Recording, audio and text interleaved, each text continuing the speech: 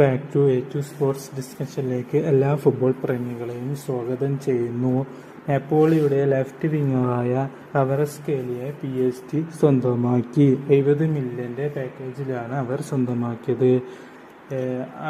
കവറസ്കേലിക്ക് വേണ്ടി മാർക്കറ്റിൽ മുൻനിര ക്ലബ്ബുകൾ അദ്ദേഹത്തെ വാങ്ങാൻ ശ്രമിച്ചുവെങ്കിലും നാപ്പോളിയിൽ അദ്ദേഹത്തിന് നൽകുന്ന സാലറിയേക്കാൾ 4 ഇരട്ടി മടങ്ങ് PSG നൽകാമെന്ന് വാഗ്ദാനം ചെയ്ത് അദ്ദേഹത്തെ സ്വന്തമാക്കി.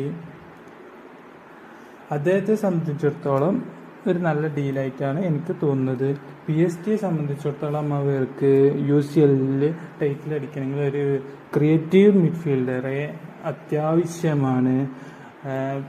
UCL അവരുടെ മോശം ഫോമിന് കാരണം ഒരു ക്രിയേറ്റീവ് മിഡ്ഫീൽഡർ ഇല്ലാത്തത് കൊണ്ടാണ്. അവർക്ക് അറ്റാക്കിംഗ് ഔട്ട്പുട്ട് കിട്ടാത്തത് കൊണ്ടാണ് PSG ഇപ്പോൾ സ്ട്രഗിൾ ചെയ്യുന്നത്.